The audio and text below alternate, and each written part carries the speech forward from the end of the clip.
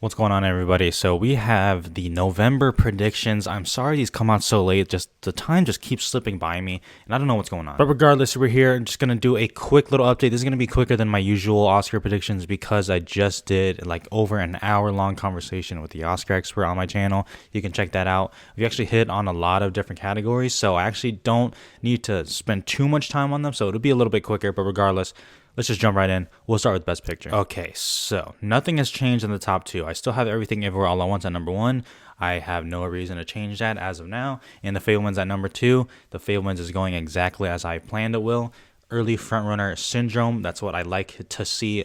Hopefully that continues because Everything Everywhere is superior. And even my personal feelings aside, like it can happen, like for real. 3 and 4 switch places from last time. The Banshees of Inisherin have jumped up a slot over Women Talking, but both I feel is a top 5 movie to me. Women Talking is going to win Adapted Screenplay, and Banshees is going to get a lot of nominations, I feel. And then actually rounding out the top 5 is Top Gun Maverick, which jumps up a couple slots here. I mean, it's hard for me to really see where this really fails. I feel like this could get a Globe Drama in terms of a nomination.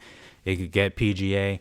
And then who knows about the other stuff here. As we talked about in that video, I mean, it's possible Top Gun Maverick gets SAG Ensemble. It's possible. Tar is the critical darling of the year that I feel like will get pushed the most. I just feel like it's going to win the most Critics' Reward, so that's why it's at number 6. Now, Babylon at 7 might seem a little bit low and maybe a little bit reactionary, but honestly, just at this point, I'm just going to kind of keep it there. I know the reactions are getting stronger from New York. And by the way, I'm not nervous about it missing Best Picture. And you're talking to like one of the biggest Damien Chazelle fans like out there, like truly, I feel like I am. So I'm not worried about that. But if I'm being honest, just based on what I've already seen, Paramount probably should just flip to Top Gun Maverick in terms of a priority for winning Best Picture. I think Babylon can clean up some of the tech categories, as can Top Gun Maverick in the categories it's nominated in. Paramount's going to have a strong year. That's all I'll say. Avatar The Way of Water, I was just fully gaslit. You know, if y'all remember when I did these early predictions, I had Avatar The Way of Water in Best Picture. Then everyone just talked me out of it, said that doesn't make sense, that's not going to happen again. So I removed it and I kept it at 11 for a little bit. And then now, all of a sudden, it's back in people's Best Pictures lineup. So y'all gaslit me. That's fucked up. Stab me in the back. Whatever. I'm just kidding. But Avatar The Way of Water does jump up a slot to number 8. Now, The Whale at number 9, you might say, like, why did that move down a slot? Honestly, The Whale will just never go higher than number 8 for me. Before the precursors, at least. I have to see how it does with the precursors. The Whale kind of ghosted at the Spirit Awards, which is not great because A24 really cleaned up. And then I know people saying, oh, it's probably a screen issue. I mean, it got nominated at the Gothams. Honestly, I think people are coping just because they like the movie a lot and they like the performance. But I'm not removing it from Best Picture. I'm not going to freak out about that, but also people are coping. 10 is interesting. Right now I have Guillermo del Toro's Pinocchio just because I see a good nomination haul for it compared to some of the others. Now, as me and the Oscar expert talked about, when I saw it, if people weren't talking about Best Picture, I probably wouldn't think of it that way, even though I did like the movie. And I watched his review of Pinocchio, and he basically confirmed the same thing, even though he did like it even more than I did. If I remember correctly, not to just cite his video, he said that, you know, if he had to do it again for his next predictions, he might remove Pinocchio there. It's really on the fence for me.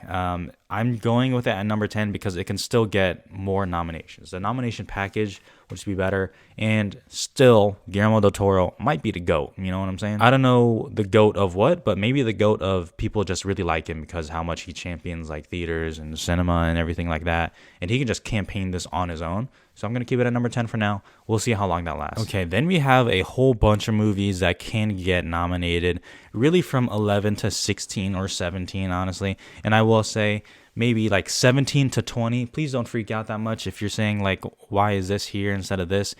It's like number 19, you know what I mean? Like it's not a big deal. I don't think those movies are getting it. But at the top, 11, She Said.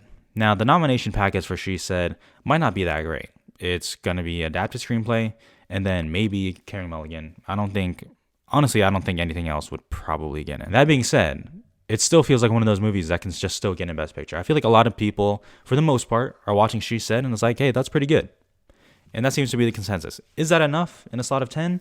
Maybe, because it's still about journalism. You know, Harvey Weinstein, I don't know how they'll exactly feel about it, if they feel like, hell yeah, let's nominate it. Fuck Harvey Weinstein. Not that people think that way, but you know what I mean. I like She Said. I actually like She Said a lot. So I'd be perfectly fine with that, but it's still up in the air. 12 is Elvis. Elvis jumps up 3 slots, and it is coming. So Elvis could get PGA, and, I won't really freak out about that. I honestly expect it to get PGA. If Elvis gets Globe Drama, which is very possible, then I might have to do some flipping around and throw Elvis in Best Picture. Might got to do it. Y'all know I don't like that movie, but with these predictions, you have to try to keep your best, at least, to keep some personal biases out, because it's not enough to just say, I don't like this movie, therefore it will not get Best Picture, Everything Everywhere All at Once, and that's that. Honestly, it's going to feel so good when Everything Everywhere gets several nominations at the Oscars, and I can finally tell those people off. It's going to be awesome, and I hope y'all will join me in that. 13, Triangle of Sadness. It jumps up 3 slots. Why? Honestly, it's just because some of the other stuff has kind of started dropping, and Triangle of Sadness has kind of just floated around here. It's not necessarily gone up or down. I just feel like it's kind of floating. But the fact that the stuff above it previously have started to come out to either middling reviews or it just doesn't feel like it's actually going to happen, Triangle of Sadness kind of jumps up, and it could still be that, random kind of rich satire movie that gets in because people just like it. 14, Decision to Leave. The new international frontrunner, at least as I see it. And I guess I'll touch on All Quiet on the Western Front down at 19. It drops down 6 slots on there. I never bought into the All Quiet on the Western Front as a Best Picture nominee. I never bought it. I didn't really see it. And I think Decision to Leave has fully kind of jumped it up now. Like, All Quiet on the Western Front is literally on Netflix right now. Did Netflix even market this? Like, did they even let people know about it? Like, what's going on here? I feel like Film Twitter did a better job marketing it than Netflix, and that's because Netflix is putting their basket behind Pinocchio and Glass Onion, and that's what they're doing. But Decision to Leave, if that is the winner for Best International Feature, and Park Chan-wook already won Director in Cannes, and he's talked about the Oscar, you never know. Glass Onion and Knives Out Mystery, I just rewatched it last night. Lovely movie, very fun, but that's kind of where I feel like it stops. I just don't see people going out of their way to vote for him Best Picture. Prove me wrong. I really like Glass Onion. I like it more than some of the surefire nominees in Best Picture, but I just don't really see it. 16 is After Sun. After Sun is interesting because I feel like it's going to do very well on the critics' groups, but I feel like it's going to be that movie that does well with critics that just doesn't translate to the actual industry awards bodies there. That's how I felt this whole time. That's how I continue to feel. However, you do kind of have to put it up, not high, but, you have to keep it in my 20 at least, because you never know how it can happen. So we'll have to see. Honestly, I need to rewatch it because when I first watched it, it wasn't in the best situation there, so it probably affected how I felt about the movie, but it's that. Okay, so let's kind of breeze through these here. Black Panther Wakanda Forever, it can still get some tech category nominations, but the reception isn't as strong as I would like it to be in terms of actually getting Best Picture. But it can still pick up some below-the-line nominations, so we'll leave it there. 18 is The Woman King, goes down a slot. Kind of feels like that's just kind of floating also. I don't know how much longer it'll be on the 20, but The Woman King, good movie. I already touched on All Quiet on the Western Front, and then 20, I just have the menu. Just let me live, let me live. It's Searchlight's highest grossing movie since Slumdog Millionaire. Just let me have it, okay? Let me have it. So dropped out, I have Bardo. Now, Bardo's reception has steadily climbed since its panning at Venice and with the new cut. However, I think even people who really like Bardo agree that it really doesn't have a shot in Best Picture, but it does have some shots in some other categories that, maybe we'll have to take a look at. But Bardo drops out from Best Picture.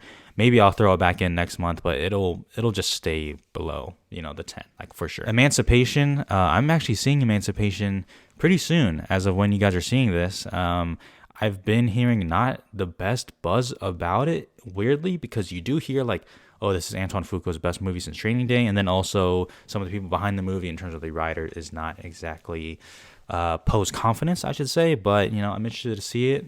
If I like it, whatever, I'll have to see how the reception is, then we'll take a look. And Empire of Light, I like Empire of Light, but it's in like the 40s on Rotten Tomatoes. It feels like Searchlight is just fully pivoting other places, so that's that. Director Steven Spielberg at number 1 for The Fabelmans, and this already kind of feels like a wrap. I can't lie, and that kind of sucks because who's the consensus number 2 here? I mean, there really is no one, I've looked at a lot of people's predictions for these, and there's so many different answers at number 2 that means there is no consensus for number 2. And Spielberg will probably just walk away with The Fabelmans director. Now, y'all know my feelings on that. I think The Fabelmans is pretty good. It's all right. But director, no, not a chance. But even I would be crazy to admit that Steven Spielberg is not number 1 now. 2 is Daniels, and it jumps up 3 slots here. I did have it at number 5 for now, but honestly, with everything that's kind of been going on as I've been seeing it, I feel like Daniels has just kind of steadily climbed up. It's really just a gut feeling. I know people might think this is more of a weirder movie than that, and that the director's ranch will probably reject it. I don't know. I don't feel that way, but we'll have to see. Martin McDonagh also jumps up 3 slots. Banshees of Inisherin, once again, people just like that movie, and I think people agree that, like, okay, let's give him director now. He didn't get it for 3 billboards. Let's give it to him now. He'll get a lot of international love, and I think that's that. 4, I have Todd Field. He just kind of stays afloat right there. He's just chilling. I think that's definitely going to happen. Tars is just an excellently directed movie, in my opinion. And then 5, I have Sarah Polley from Women Talking, who goes down to number 5 because I think a lot of people do have some problems with some of the choices that Women Talking has made in terms, at least visually, and I really don't want to get in a conversation of is that overblown or not, or what's going on with that, but the fact is people have pointed it out. 6 is Damien Chazelle. Now Damien Chazelle drops down to number 6. At one point I thought he was in winning contention just because from the trailer and apparently just straight up from the movie, it is a very flashy and loud and well directed movie. But if it is truly just one of those movies that isn't received as good as we thought it would be, then I feel like there's a chance that he could miss. He's still very much in the conversation though, but also if you remove Chazelle, oddly the lineup gets a little bit, I don't know, cleaner maybe. I don't know. I'm seeing Babylon in like a week or whatever it is, so I can't wait. And then 7 is James Cameron, who jumps up a slot for Avatar: The Way of Water. I mean, it's James Cameron, and it looks like he's doing some crazy shit with the technology again, so you can never count it out for director. And then 8, I have Park Chan-wook for Decision to Leave, and then Joseph Kosinski and Ruben Östlund at 9 and 10. Director is very competitive. I'll say very competitive. Like this, there's no locked 5 really. Actress, top 3 don't change at all. Blanchett I still have at number 1 with Michelle Yeoh right behind. I think they're gonna get nominated almost anywhere. Deadweiler I have at 3, and it's a little bit nervous for Deadweiler. She did miss the Indie Spirit Award, which that is just weird. I don't know how that happens, but that kind of does touch on the bigger point that people do have about Till, is that she would be the only nomination for Till, and I don't know how many people are actually going to go out of their way to watch it. However, the performance is so great and so, I don't know, so Oscar clippy, you know what I mean? Like she has a ton of Oscar moments that I still feel like she'll get in. Robbie, next one, I might have to bump Robbie up again because, people are just really citing Margot Robbie in Babylon. Even the people who don't really care for the movie that much. Seems like an insanely physical and big performance. And people will see Babylon, like Margot Robbie will not be the only nomination for Babylon. So we're in that kind of category here. 3 and 4, Danielle Deadweiler and Margot Robbie. Flip it whichever way you want. I'm still keeping them in. And then 5, I have Michelle Williams for The Fabelmans. I mentioned in that Oscar expert video that I did rewatch The Fabelmans, and Michelle Williams' performance is not aging well with me. I will just say that it's not sitting well with me, and I think some people have that issue too, where it feels like it's a little bit too overacted or a little bit too loud, not as grounded as they would like it to be. However, it is Michelle Williams. She is in The Fabelmans, arguably the best picture frontrunner, directed by Steven Spielberg. I still feel like she'll get in. It is interesting how some people have her at number 1 and some other people have her at number 5. So we'll see which way it goes. 6, I have Naomi Ackie for I Want to Dance with Somebody. It's funny, as I'm recording this, a clip came out of I Want to Dance with Somebody, and it is getting torched. It does not look that great. However, people are definitely going to like her performance. It's still Anthony McCartan. We'll really have to wait and see. We'll have to wait and see. I really don't know what to say. She's at number 6, and then Olivia Colman and Viola Davis down there at 7 and 8. It just doesn't. It feels like they're just losing steam. So they're just kind of there though. Emma Thompson for Good Luck to You, Leo Grand. She'll get a Globe or something. 10, Rooney Mara, Women Talking. Just another excellent performance in Women Talking, which has nothing but good performances there. So she's at number 10. Best Actor, Fraser, Butler, Farrell stay the same. Why is Butler ahead of Farrell? Just because I feel like Butler is more of a, quote, winning performance. It could win SAG. It could win a Globe Drama over Fraser even. We'll have to see. Regardless, they're the top 3. 4, I caved. I put in Bill Nighy for Living. I don't even know why I'm really doing that, but just really lack of a better option. And I say better, it's probably not the right word, but you know what I mean. Like he's going to get BAFTA. He could get Globe Drama just because there's so many slots in the Golden Globes for comedy and drama. I do want to put Calva at number 4 or 5. That's where I had him originally. But people do make a good point where if Babylon, and this is all, if, I still want to wait for more reviews. If Babylon is somewhat, quote, divisive, skewing positive, like a lukewarm, the fact that he is a new name for people, I think it'll be a little bit tougher. So we'll see. Now 5, gosh, that was really tough. I wanted to put Calva in at 5 also, but Tom Cruise, Top Gun Maverick. It's just, I don't know. I mentioned in that video, once again, we talked about it. So if you want to know our full thoughts on that, check out that video once again. But I just feel like he's on that jet, just riding to a top 5. And honestly, I could see it happen. I could see it happen. 7, I have Paul Mescal for After Sun. I don't think that this will get the Oscar nomination. I don't think the Oscars would go for it. Once again, I maintain that After Sun is that kind of movie that doesn't play exactly too well to awards bodies. But we'll see. Prove me wrong. He's at number 7. Hugh Jackman, The Sun, down at number 8. People just don't like the movie, and that really just matters. I think Hugh Jackman is very good in The Sun, but a lot of people are very good this year. It just doesn't seem like it's going to happen. Adam Driver and White Noise, just kind of chilling there. He might kind of drop with White Noise. I don't know. And 10, I have Ray Fiennes for The Menu because Leave Me Alone. I can do that. New number 1, Hong Chow for The Whale. Really, I don't like who else. Like, give me a reason who else. Hong Chow and Carrie Condon and Claire Foy. That's the top 3 for me. And I don't really feel the need to change that top 3. Put it in whatever order you want, and that's fine. But I think those are actually the top 3. Jesse Buckley, I have that down at number 4. I think they are kind of gravitating towards Claire Foy for Women Talking, and it's possible that there's only one slot for Women Talking also. So Jessie Buckley moves down. I have Carey Mulligan at number 5 for She Said. I think Carey Mulligan is great, as she almost always is for supporting actress. The reason I sigh is because Stephanie Sue is down at number 6, and I am about a day away from just completely flipping Jamie Lee Curtis and Stephanie Sue. I don't know what the fuck is going on. That is insanity. If you watch that movie, how the fuck is that going to happen? Like, no. All due respect, no, I don't want it. Stephanie Sue for supporting actress should be the one for Everything Everywhere, okay? If you want to nominate Jamie Lee Curtis, don't do it at the expense of Stephanie Sue. That makes no fucking sense. Anyways, Nina Haas and Tar, that could be that BAFTA nomination that kind of pops up at the Oscar there. Dala De Leon for Triangle of Sadness, kind of the same deal. And honestly, Angela Bassett for Black Panther Wakanda Forever stays at 10. Supporting actor, this should be a wrap. This should be done. Absolutely. This should just be a lock. It should be a lock, I'm saying. Throw away the key. Throw away the key. Wow, so fucking good, huh? I'm on my shit today. Throw away the key, Hwai Kwan. Everything Everywhere All at Once at number 1. I just feel so good about this that it's making me a little bit scared. It's making me a little bit nervous, but he's at number 1. Then Brendan Gleeson, fine. I'll put him at number 2. That's fine. Ben Whishaw for Women Talking. I still have him in. I don't, maybe I'll prove that wrong, but I still feel like he'll get in. Barry Keoghan, the true best supporting actor in The Banshees of Inisherin. That's my personal favorite, at least. Jumps up to number 4, and then I still have Judd Hirsch at number 5 with Paul Dano right behind. I do think someone from The Fabelmans will get in. On a bullet is Brian Tyree Henry and Causeway, just kind of jumping up, but jumps up 3 slots at number 7. I really hope that happens because he would be in my personal 5. I think he's so good in Causeway. It should happen.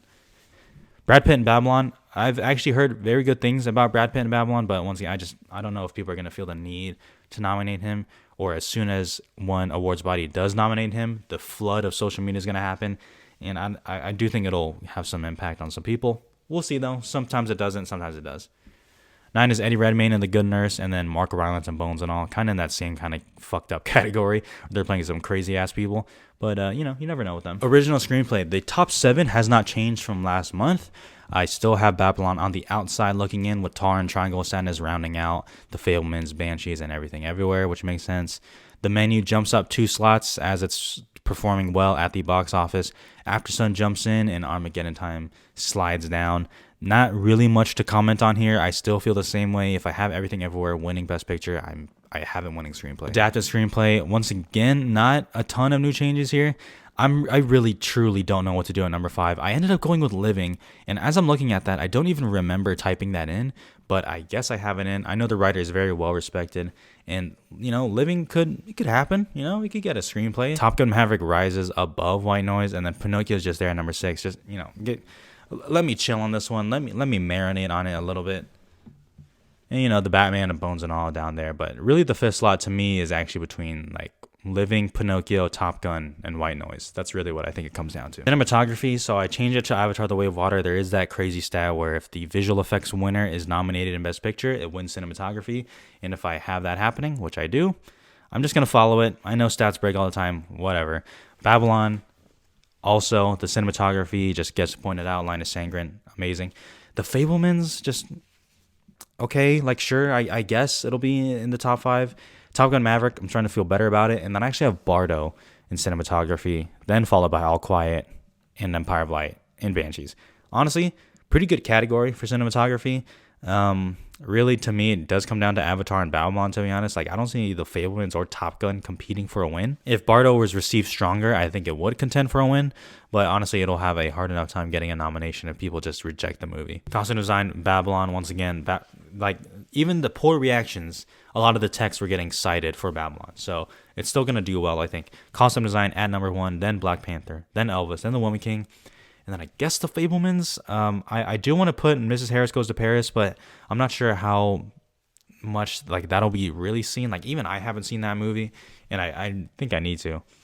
Because like To Living, like, good costumes, but it is just like kind of people in suits. Looks good suits. I'd wear them, but I don't know how much. Everything Everywhere All at Once does have good costumes, but I don't know how much people will think about the movie when they think of costume design. So I think that could hurt it a little bit. And then Corsage and Matilda. Editing, not much change at the top. I still have Top Gun at number 1 because sound, Everything Everywhere, Fableman's, Women Talking. And then I did put Banshees in ahead of Babylon, even though Babylon, what you would think would get just like a surefire editing. But then, you look at other films like The Wolf of Wall Street not getting editing and things like that, and it just starts to be like, eh. Like even West Side Story last year, sometimes a movie just doesn't get editing for whatever reason. I guess I'm just hedging the bets that it's going to be Babylon this time. Elvis, Decision to Leave, Glass Onion, Avatar. Honestly, pretty solid-ass top 10. I can't even lie. Decision to Leave should be in there, but whatever. Makeup, I don't think I changed the top 5 at all, so I still have The Whale at 1. Elvis, The Batman, Babylon, Black Panther, all solid nominations. Once again, we're looking at pretty solid craft categories as I'm thinking about it. I can't really even complain about any of these. All Quiet on the Western Front, X, Matilda, The Woman King, Doctor Strange, or Thor Love and Thunder, whichever you want to do. Not bad, but I'm going with The Whale, obviously, because of the best actor combo there. Production design, I mean, this feels like this is the one that Babylon is going to win, that I feel the most confident in. Babylon, Avatar, Elvis, I guess The Fablemans. I don't know why, but I guess The Fablemans. And then I do have Pinocchio, which would break history as the first stop-motion animated movie to get production design, or maybe just animated, period. But I got to put it in somewhere, so I think that'll get that. All Quiet on the Western Front seems like something they would do, but once again, I just don't know how much that movie will really play into the other categories here. Glass Onion has great production design, but just the contemporary ones, they always just kind of scoff their nose at it. And then you look at The Woman King, which I think is good. Black Panther is good. White Noise production design I liked. Once again, good category. Best sound, yeah, not much to talk about here. I mean, Top Gun, Avatar, All Quiet, Elvis, Batman, Babylon, Black Panther, all good. Once again, yeah. Why am I like just noticing this? Like, we have like pretty good nominate. Like, they're strong, for the most part, they're pretty strong at least. Like Nope. Nope has great. I mean, Nope should be in sound, but y'all know how I feel about that movie. But Top Gun is gonna win sound. I truly feel it in my bones. So that's just gonna happen. Visual effect. I mean, we can just breeze right through. Like, what is there to talk about? Avatar is gonna win visual effects. Dune is gonna win visual effects next year. Then Avatar is gonna win the next year. We can lock those in today if we wanted to. We can lock those in today. I guess the one thing I will say is that I don't have Pinocchio in. It's really on the cusp here with Everything Everywhere and The Batman and even Doctor Strange and Nope. I kind of have those kind of interchanging, but I do feel somewhat good about the top 3. Original score, I mean, Babylon's score is so fucking good and loud and just fucking awesome. It's amazing. I love it. And people are really citing it as a score. If not Babylon, Women Talking, absolutely, or Pinocchio. That is the top 3 for me. I do have The Fablemans still in.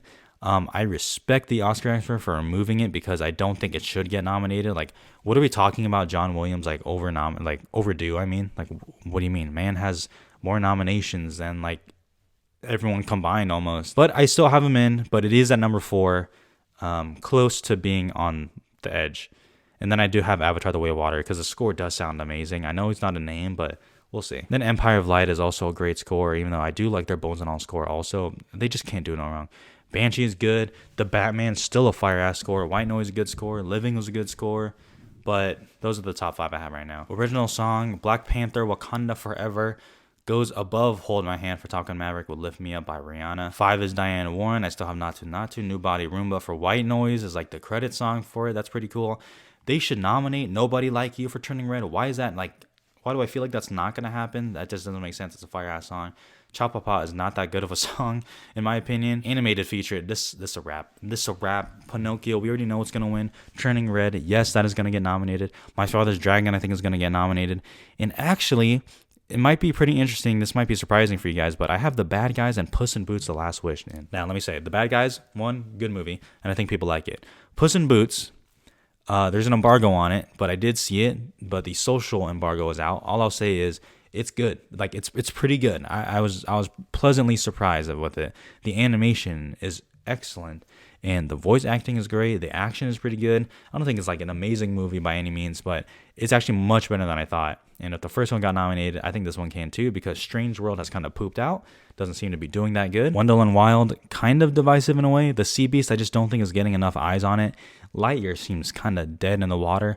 And Marcel the Shell with Shoes On, even though that would be my personal pick for this, I still don't think the animated branch will go for it, just because I don't think they'll really classify it. That's really just what I'll go with. I hope they don't do that, but that's what I think they're going to do. Documentary, All Beauty and the Bloodshed, Navalny, and All That Breeze. All the Beauty and the Bloodshed and All That Breeze are doing pretty well. Navalny is kind of missing here and there, but I can't imagine they just don't go for it. I mean, maybe that is the big snub, and I'm looking in a different direction, but then you have Descendant, which is also kind of missing here and there. The Territory. Documentary is always the most random category ever.